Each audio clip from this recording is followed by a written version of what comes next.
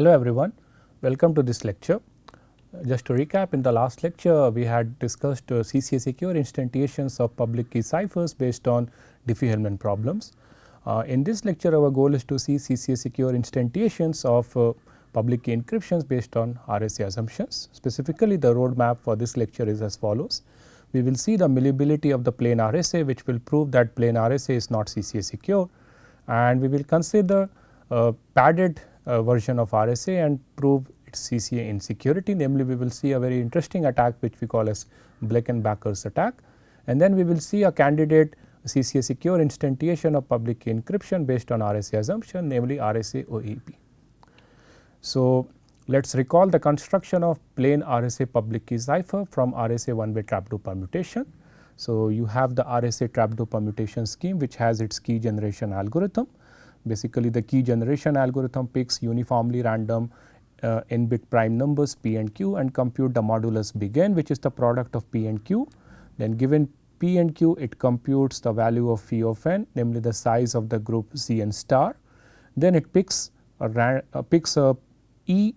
greater than 1 such that E is co-prime to phi of n, and then given that E is co-prime to phi of n, we can compute the multiplicative inverse of E modulo phi of n, which we denote as D, and then finally we set n comma E to be the public key and n comma D to be the secret key. The RSA function is a mapping from Zn star to Zn star, and to compute the value of the RSA function on some given input x, we basically compute x to the power E modulo n. On the other hand, if we want to compute the inverse RSA function, then it is a mapping from Zn star to Zn star operated with the secret key n comma D, and to compute the value of the inverse function on some input y, we basically compute y to the power D modulo n. Then based on this, we had seen an instantiation of public key encryption scheme which we call as plain RSA cipher, where the key generation algorithm of the RSA plain RSA is basically to run the key generation algorithm of the RSA trapdoor permutation scheme and set n comma E to be the encryption key and n comma D to be the decryption key. If there is a sender which wants to encrypt a plain text little m belonging to the set Zn star, then using the public key n comma E, it can produce the RSA cipher text which is m to the power E modulo n, and a receiver which obtains the cipher text little c on possessing the secret key n comma D can decrypt the cipher text by computing y to the power D modulo n. Now, what we are going to see is the malleability of plain RSA public key cipher. So, remember when we introduced plain RSA, we saw that RSA encryption definitely does not provide you CPA security because it is not randomized. If you encrypt the same plain text multiple times using the same public key, you are going to obtain the same cipher text. And not only that, we cannot reduce the security of RSA encryption directly to the hardness of the RSA problem, because RSA problem requires that the underlying M should be a random element from Zn star, but when we are instantiating RSA cipher, the underlying plain text which sender is encrypting may not be a random element from Zn star. And not only that, we also discussed that even if we do not aim for semantic security, namely for us it suffice if adversary does not learn the entire underlying plain text in its entirety and we are happy with that, then even in that case there are several possible attacks which can be launched on the plain RSA public key cipher. So, what we are going to now discuss is we are going to consider the same requirement, namely say we are happy with all or nothing kind of security. We do not aim for indistinguishability based semantic security. We are happy if adversary does not learn the entire underlying plain text in its entirety, and we consider a scenario where in my underlying application sender is going to encrypt random plain text from the group Zn star using the RSA encryption scheme. What we are going to see here is that even if we are using RSA for such an application, the plain RSA encryption process is malleable, and if it is malleable, then obviously it is not CCA secure. So, to demonstrate the malleability of RSA cipher, consider a scenario where we have a receiver who has set up its RSA public key and obtained the corresponding secret key, and imagine there is a sender which has picked a random message from the underlying plain text space Zn star and encrypted it as per the plain RSA encryption process. And imagine we have now an active adversary who has eavesdropped this ciphertext. So, the question that we want to now answer is it possible for this adversary to compute an RSA encryption of some message alpha times m, where alpha is known to the adversary and alpha is an element of Z n star, but the adversary does not know the value of underlying plain text m, which is encrypted in the ciphertext C. So, that is what is the goal of the adversary. So, adversary has to do some operation on the ciphertext little c, which it has intercepted, and from that he has to do the computation in such a way that the modified ciphertext should correspond to an RSA encryption of the plain text alpha times m. And it turns out that it is very easy for an adversary to do that. So, what the adversary can do it can compute a modified ciphertext C dash, which is alpha to the power a public exponent e multiplied by the ciphertext C that adversary has seen modulo n. So, here everything is known to the adversary which we require for computing C dash. Adversary knows alpha because it is selected by the adversary. Adversary knows the public exponent e because that is part of the public key. C is intercepted by the adversary, and again the modulus big N is also a part of the public key. So, now it is easy to see that if we expand C, the ciphertext which has adversary has seen, that basically is nothing but m to the power e modulo n, and now I can bunch this alpha to the power e multiplied by m to the power e and collectively write it as alpha times m whole raised to power e modulo n. And what exactly is alpha times m whole raised to power e modulo n? Well, that is basically is the RSA encryption of the plain text alpha times m using the plain RSA cipher. That means, if sender would have encrypted the plain text alpha times m, then the ciphertext as per the plain RSA cipher would have been C dash, and that means the RSA encryption process is not CCA secure even if it is used for encrypting random elements from Z n star, because we have shown that RSA encryption process is malleable. And as we had done for the case of El-Jamal encryption scheme, where we had showed that since El-Jamal encryption scheme is malleable, we showed an instance of the CCA experiment where adversary can completely identify what is encrypted in the challenge ciphertext by getting the help of the decryption oracle service. The similar exercise we can do for the case of plain RSA cipher as well. In the CCA game, on receiving the challenge ciphertext C star, adversary can compute an encryption of alpha times some challenge message m sub b and get the decryption oracle of this modified and get the decryption oracle service for this modified ciphertext. On decryption, it will learn the plain text alpha times mb, and since alpha is known to the adversary, it can find out the message mb which is encrypted in the challenge ciphertext. So, the exact details I am skipping, but the overall idea here is that since the plain RSA cipher is malleable, we can never hope that it is CCA secure. Now, next what we are going to discuss is the CCA insecurity of even the padded RSA. So, remember, plain RSA is definitely not CPA secure because it is not randomized, and we during our discussion on the CPA security of RSA encryption scheme, we had discussed a potential way of making the RSA encryption process randomized by concatenating the plain text bit strings by random bit strings and mapping the padded thing as an element of the group, and then computing the encryption of the resultant group element as per the RSA function, right. So, we are going to see one of those variants of the padded RSA, which we call as RSA PKCS standard 1 version 1.5, which is an instantiation of padded RSA proposed by the RSA lab, and it was used it was a very popularly used standard till some years back until an attack was been proposed. So, the standard is a byte oriented RSA standard, and everything is treated here in terms of bytes here. So, what is available in this encryption standard is the public key of the receiver, which is the modulus and the public exponent, and imagine that the number of bytes in your modulus is little k, and imagine the sender's message is little m, and in the standard allows that the sender's message should be anything in the range of 1 to up to k minus 11 number of bytes. So, the maximum number of bytes which sender can encrypt as per the standard is k minus 11. Of course, message has to have the plain text need to have at least 1 byte. So, that is a range of that is a number of bytes which is allowed as per this encryption standard. Now, what this encryption standard does, it basically does a padding of the plain text along with some random string and with some publicly known stuff.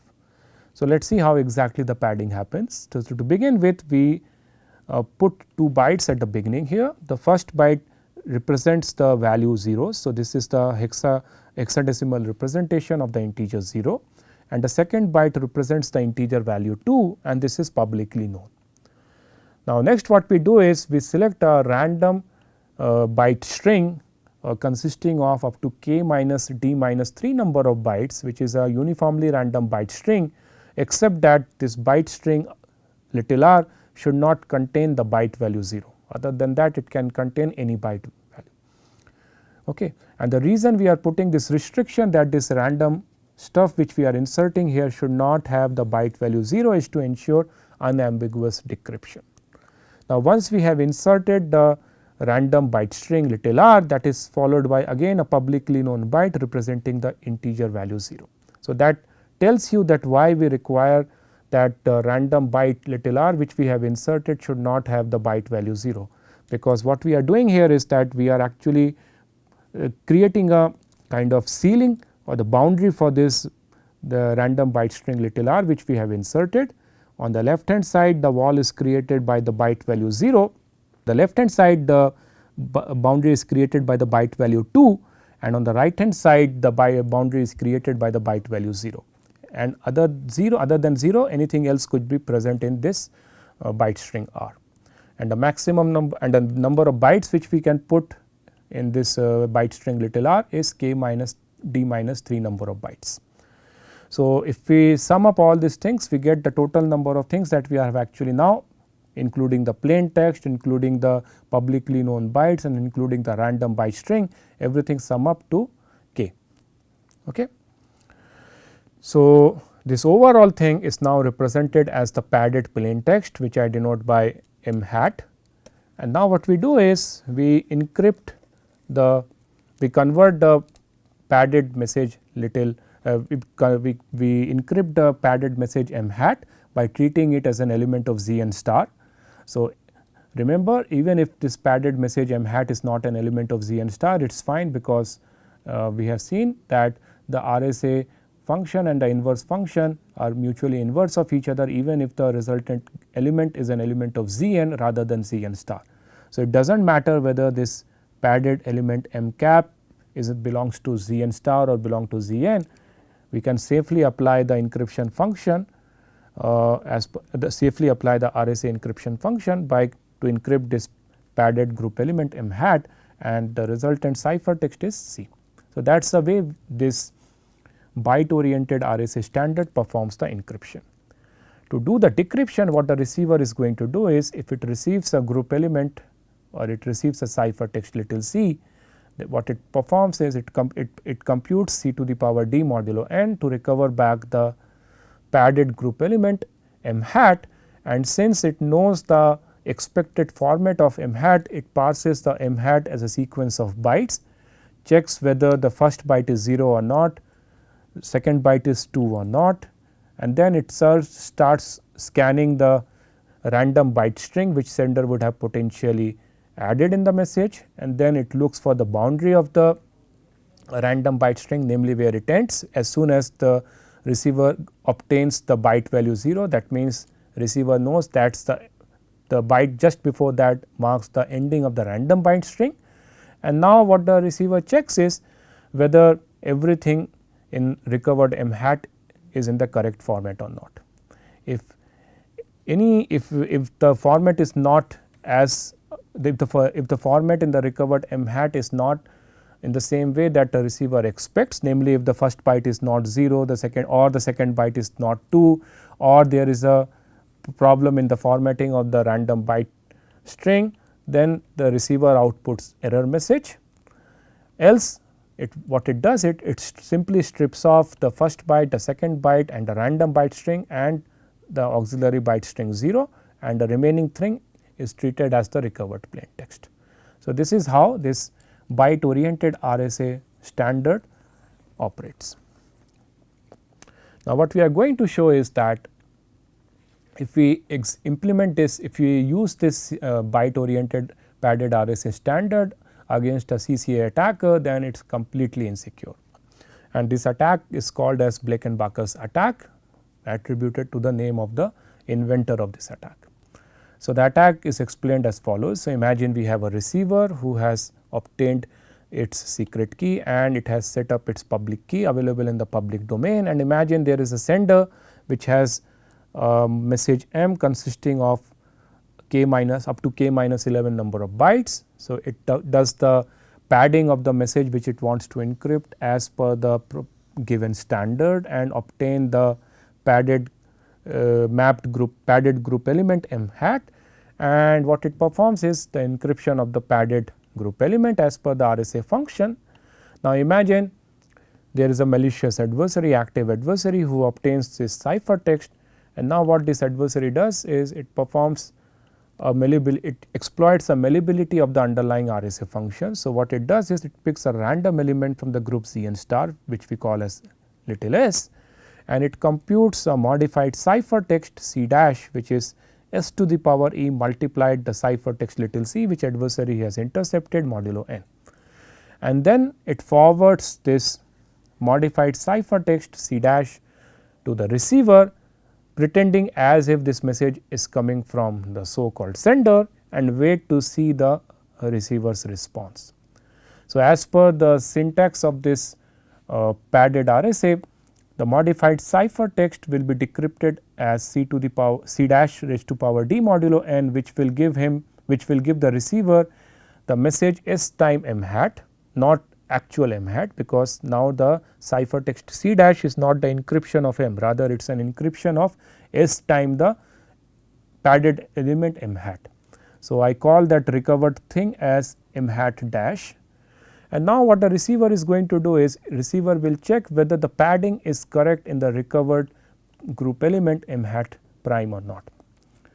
If the receiver finds that the padding is not in the correct format, then the receiver is going to throw an error message, and if the adversary sees that the receiver is throwing an error message, then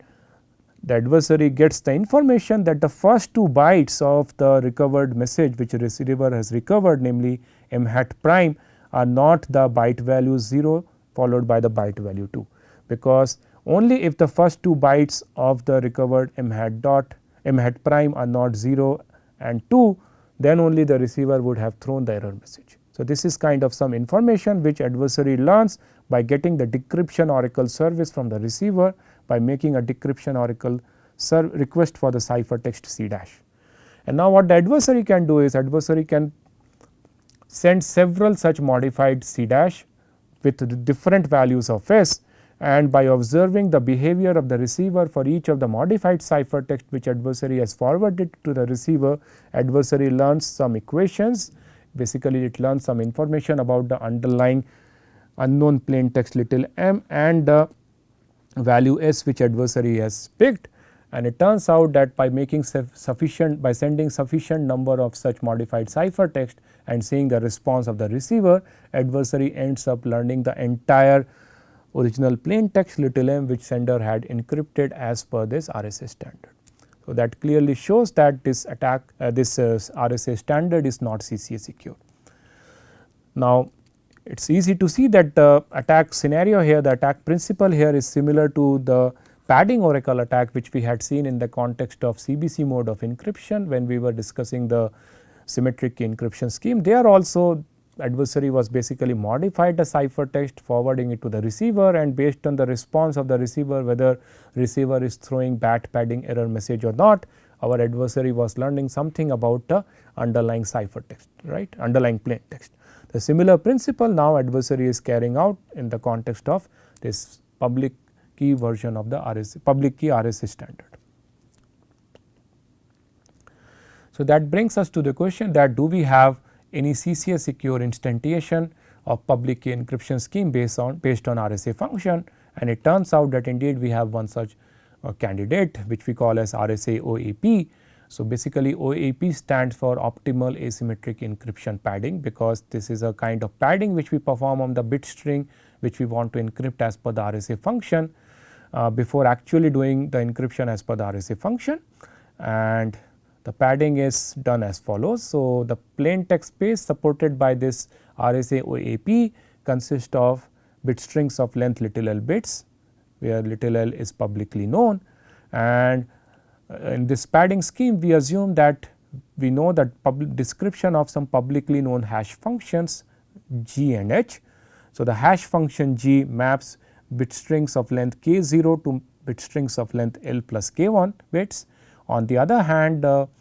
hash function big H maps bit strings of length l plus k 1 bits to bit strings of length k 0 bits, and we assume that the summation of L and k 0 and k 1 is strictly less than the size of the modulus big N,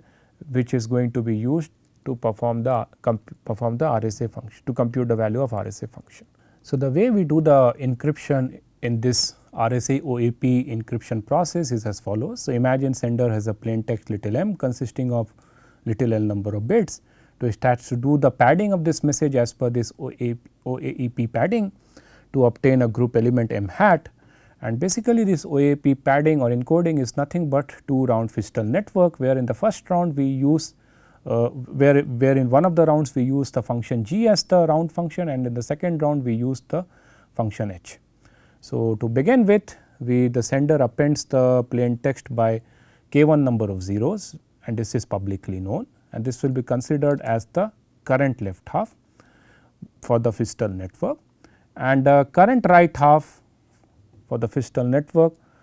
is said to be a random chunk of k 0 number, a random string of length k 0 bits,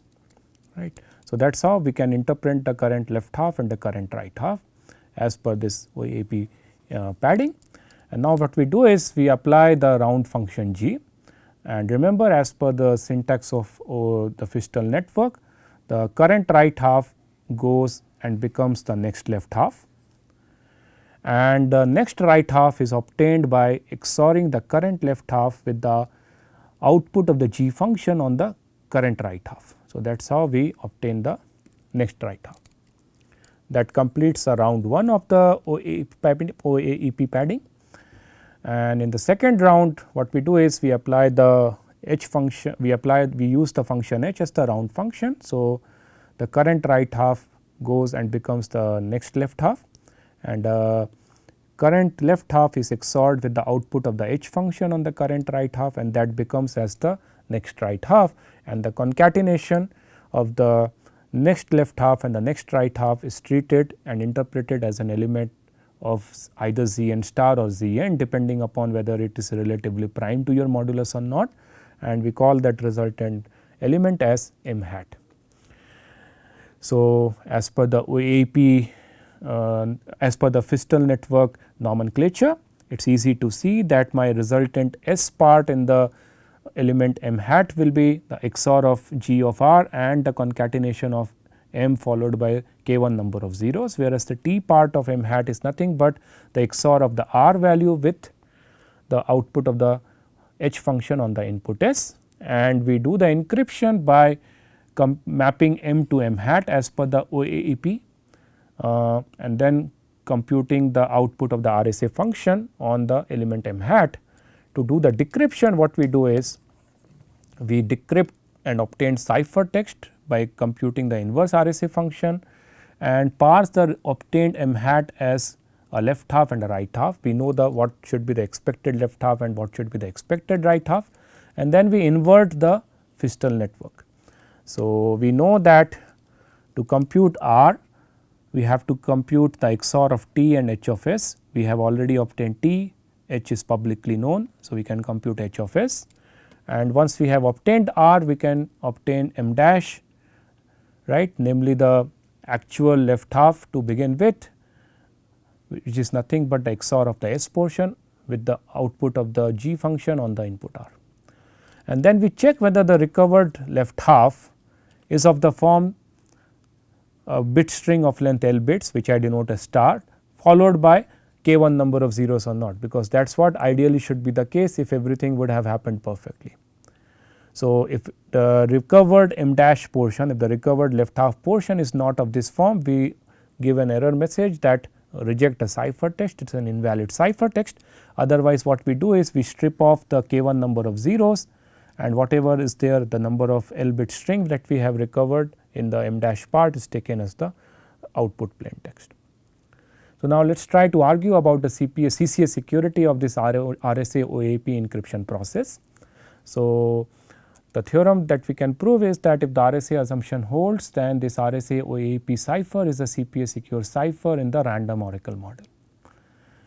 So, the proof is really involved and subtle here. So, what we are going to discuss is only the high level ideas of the proof here. The full details of the proof you can obtain in the manuscript by Bonnet and Xu. So, the idea behind the CPA security proof is that if we play the CPA, if any adversary participates in the CPA game against this RSA OAP encryption process,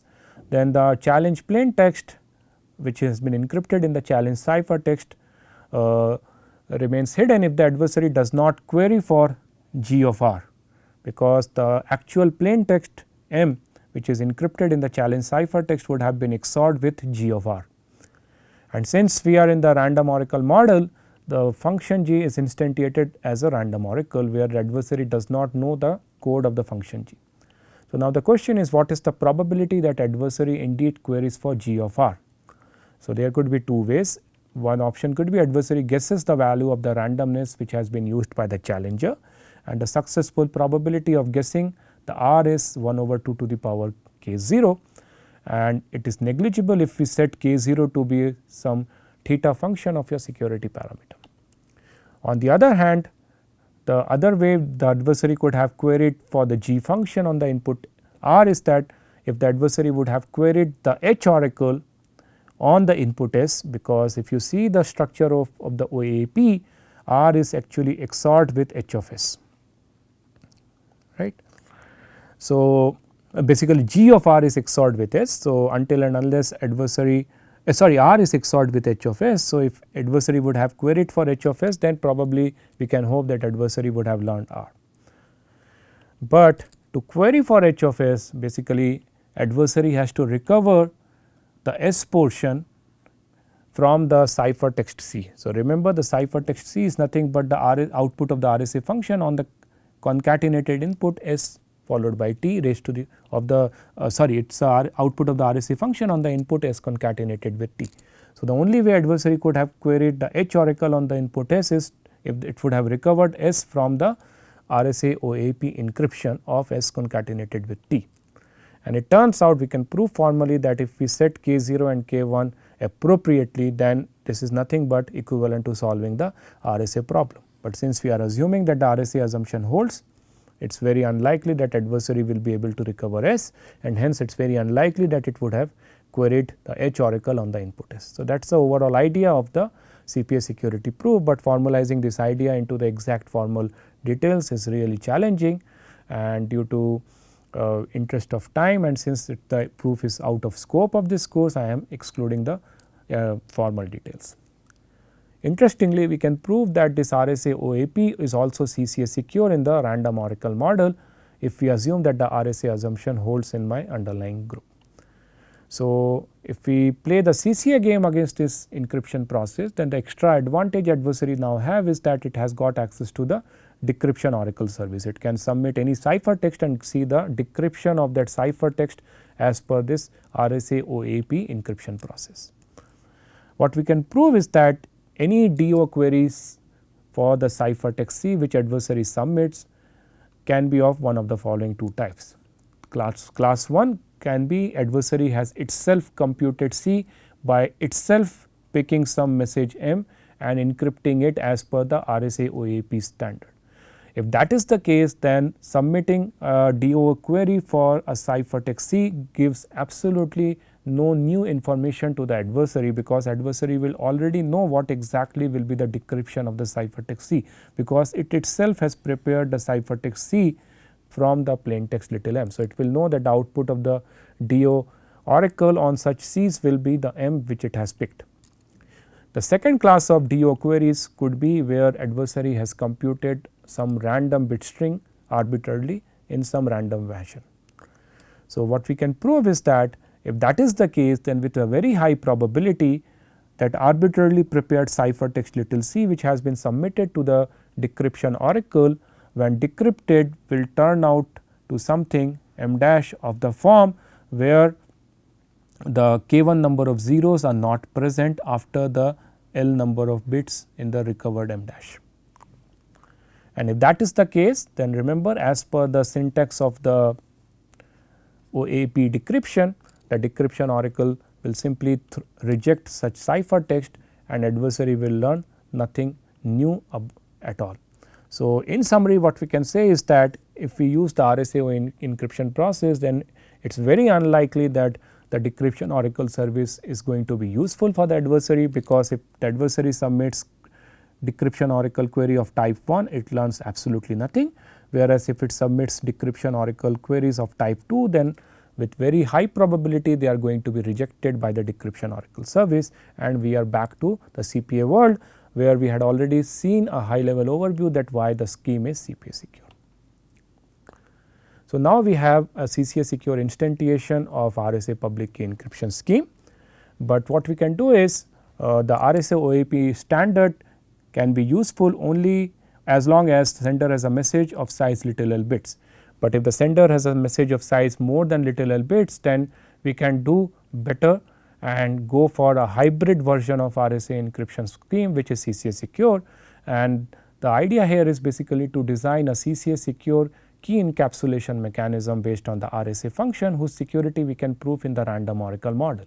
If we can come up with such a CCA secure key encapsulation mechanism, then by generically combining it with any CCA secure symmetric key encryption process, we can obtain a hybrid public key encryption scheme based on the RSA function. So, here is the details of the CCA secure key encapsulation mechanism based on the RSA function. So, imagine a receiver is there who wants to set up its public key and secret key. So, what it does it runs the key generation algorithm of the RSA trapdoor permutation, obtain the public key and the secret key. So, and it sets its public key, and along with this we assume that a public description of a hash function or a key derivation function mapping the elements of Z n star to the key space of the symmetric key encryption scheme is publicly available. So, that is what is the key generation algorithm of the key encapsulation mechanism. Run the RSA key generation algorithm, set up the public parameter, retain the secret key, and along with that make the description of the key derivation function public. So, that is a key generation algorithm. Now, imagine there is a sender which wants to encapsulate a key. So, what the sender does is it picks a random element from the group Z n star which we call as x, and it computes an encapsulation of that x as per the RSA function, namely it computes C which is x to the power e modulo n, and then it maps the group element x to the key space by computing the applying the key derivation function on the group element x, and the encapsulation C is sent to the receiver. So, that is what is your encapsulation algorithm. Now, to decapsulate this encapsulation C, what the receiver has to do is it has to compute the RSA inverse function on the encapsulation C to get back the group element x, and once it obtains the group element x, it can apply the publicly known hash function or the key derivation function to obtain back the same encapsulated key little k. So, that is what is your decapsulation algorithm. So, on a very high level it looks very simple, and what we can prove is if this RSA assumption holds in mind with respect to this gen RSA function, then the above construction is a CCA secure instantiation of key encapsulation mechanism in the random oracle model. So, let us formally prove that. Imagine we have an adversary participating in the CCA game against the key encapsulation mechanism, and since we are in the random oracle model, at the beginning of the experiment a random function h will be instantiated, and both the challenger as well as the adversary will have oracle access to this random function. What the challenger will do, it will run the key generation algorithm, obtain the public key and the secret key, and then it will run the encapsulation algorithm to obtain a key and its encapsulation, and the way this key and encapsulation would have been computed will be as per the steps of the key encapsulation algorithm. Namely, it will pick a random group element, compute its RSA output of the RSA function on that x, and it will map that x to the key space fancy k, and then it will prepare a challenge for the adversary by tossing a fair coin. If the coin is 0, then a random element from the set fancy k is picked, otherwise the challenge is said to be the key k which is encapsulated in C, and now the challenge is thrown to the adversary, namely the description of the public key n comma e, the encapsulation C, and a key k hat, and adversary has to find out whether k hat is generated as per the method little b equal to 0 or as per the method little b equal to 1. So, since we are in the random oracle model, adversary could ask the output of the H oracle on any number of on polynomial number of group elements, and then since we are in the CCA world, adversary can ask for the decapsulation oracle service by submitting by submitting polynomial number of elements Ci's from the group, which should be different from the encapsulation C, and as per the rules of the CCA game, the challenger has to decapsulate all such encapsulations, and each of those response will be nothing but the output of the H oracle on the input Ci to the power d modulo, and then finally the adversary submits its response. So, the underlying idea behind the security proof here is the following: if we are assuming that the RSA assumption holds, then computing the exact x from this C is difficult, because that is precisely an instance of the RSA problem. And now, since the adversary is given the access to the H oracle, the probability that adversary could guess the x and make the ask the H oracle ask the output of the H oracle on that x is very small, right. So, that comes from the assumption that RSA assumption is true. It turns out that even though the adversary is now given the advantage of asking decapsulation queries for any C tilde different from C, it reveals nothing about the actual x, because the result of every such decapsulation query will be the output of the H oracle on some input x tilde, where x tilde will be different from the group element x which has been used by the challenger. So, overall we get the conclusion that the probability that adversary queries for H of x is very negligible, and if adversary has not queried for H of x, then it does not matter whether we are in the world b equal to 0 or whether we are in the world b equal to 1, k hat is a uniformly random element from the viewpoint of the adversary, which proves that this key encapsulation mechanism is CCA secure. So, that brings me to the end of this lecture. To summarize, in this lecture we had discussed the malleability of the plain RSA cipher, and we also discussed the Blankenbaker's attack on one of the versions of padded RSA, and finally we also discussed the CCA secure instantiation of RSA public key encryption scheme based on OAEP padding, and finally we saw an instantiation of CCA secure key encapsulation mechanism based on RSA function whose security is in the random oracle model. Thank you.